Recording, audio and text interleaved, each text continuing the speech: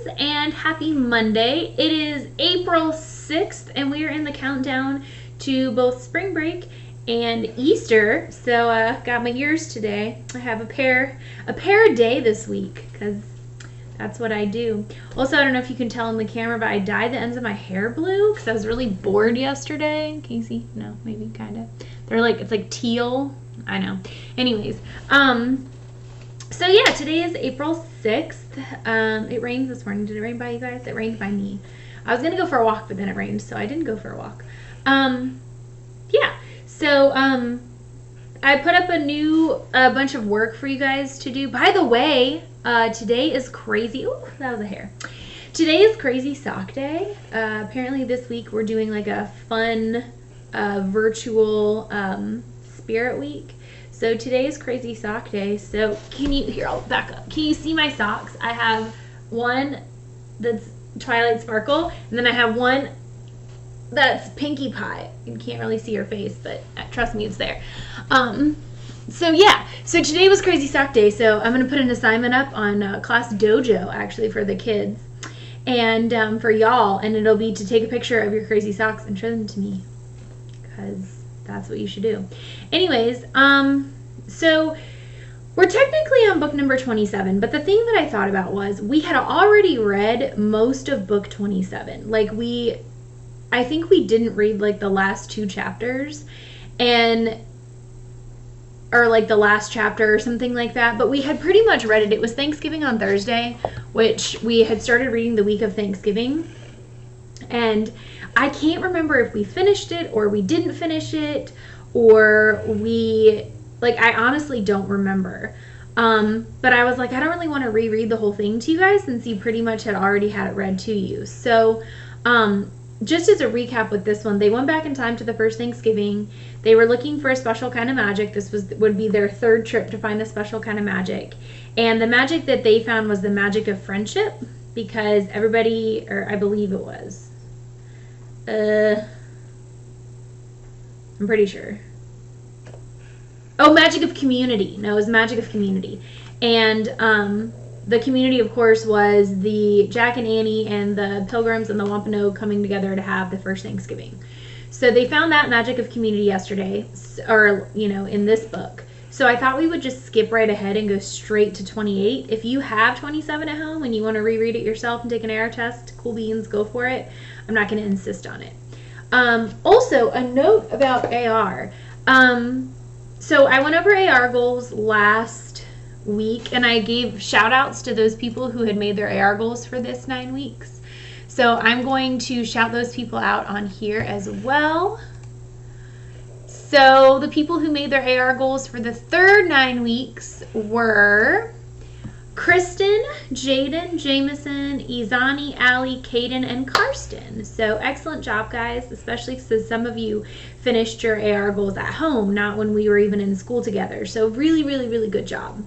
So my thought for AR this 9 weeks was, instead of setting a goal, we would, you guys could see how far you could go.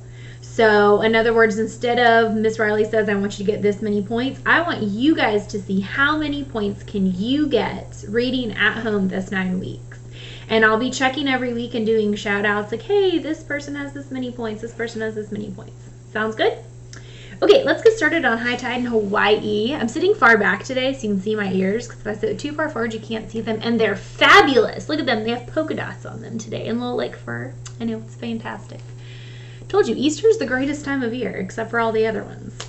Okay, so today's vocabulary, and I will put these on Google Classroom as well, is the first word is breakers. I say, you say breakers.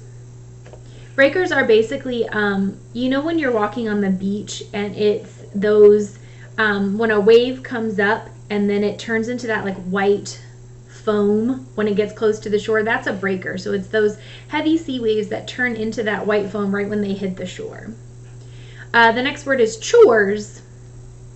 Chores are daily jobs that you do around the house. So I'm sure you guys have chores at home that you're expected to do.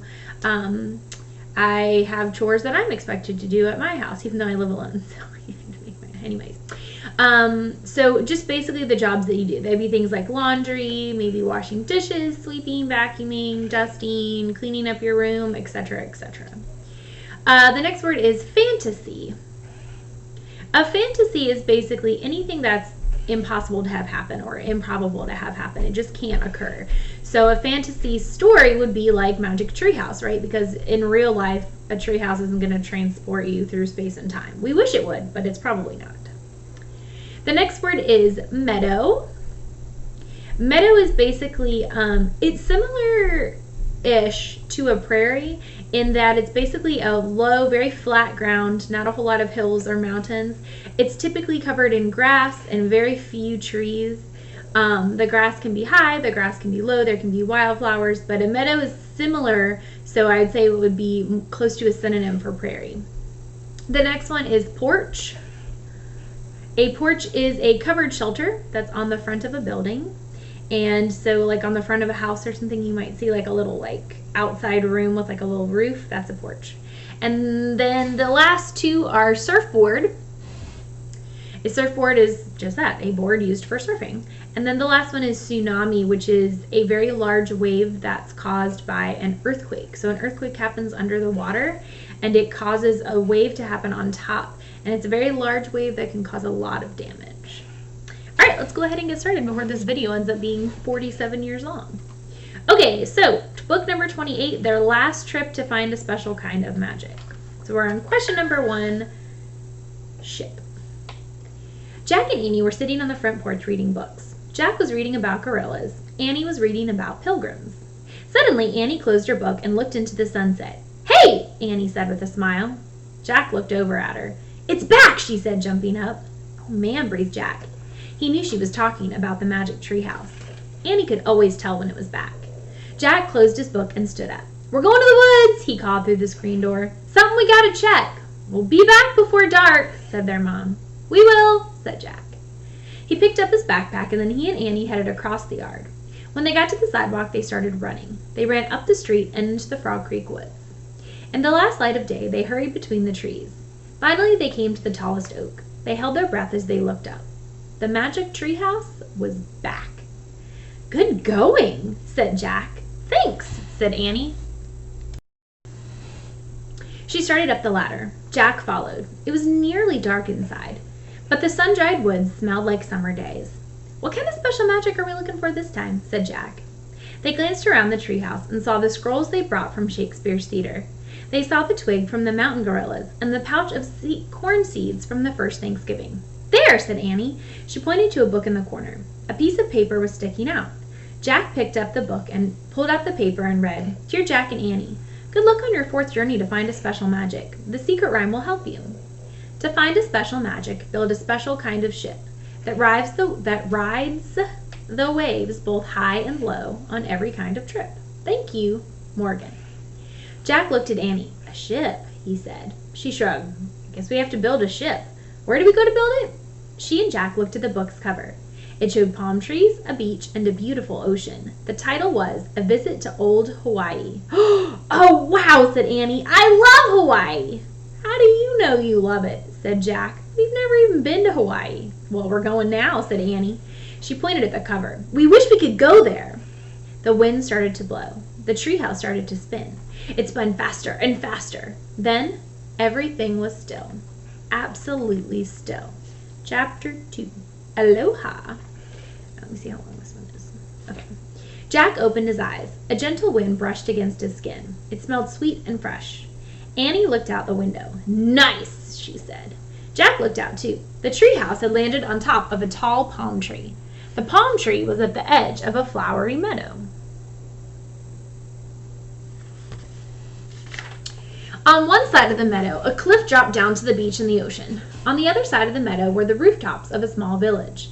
Beyond the village were tall gray mountains. Misty clouds hid their peaks, and waterfalls gushed down their sides. "I told you I loved Hawaii," said Annie. "Don't you?" "Yeah, I gotta learn about it first," said Jack. He pushed his glasses into place and opened the research book. He read, "Hawaii is a chain of islands in the Pacific Ocean. The largest island is Hawaii, which gives its name to the whole group. The islands were formed millions of years ago by volcanoes. The volcanoes erupted under the ocean. Over time, their craters rose above the water. Said Annie. We're on top of a volcano. Yeah, said Jack, and he read on. The volcanic rock crumbled and turned to soil. Over millions of years, wind and birds dropped seeds on the island. Plants and trees began to grow, and birds and insects made their homes. Cool, said Jack. He took out his notebook and pencil and wrote, Wind and birds brought seeds. He kept reading. About 2,000 years ago, people came to Hawaii. They came in canoes from other islands in the Pacific. They rode for thousands of miles across the ocean, guided only by the wind and stars. Hey, listen, said Annie. Jack put down his book and listened. Sounds of music and laughter floated on the breeze. There must be a party in the village, said Annie. Let's go. What about building our ship, said Jack. We'll figure it out, said Annie. Let's meet some people at the party. Maybe they'll end up helping us.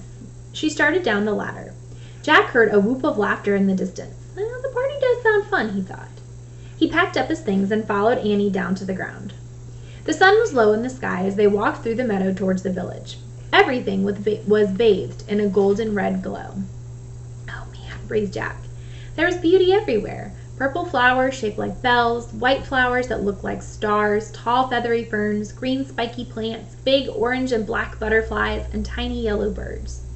When they got close to the village, they saw an open area filled with people. Jack and Annie slipped out behind a palm tree. They peeked out at the party. There were about 50 people, including grown-ups, teenagers, and little kids. They were all barefoot and wore wreaths of flowers around their neck. A woman was chanting. Her voice rose and fell like waves. She chanted about the volcano goddess Pele. While she chanted, other people played music. Some blew on pipes that looked like flutes.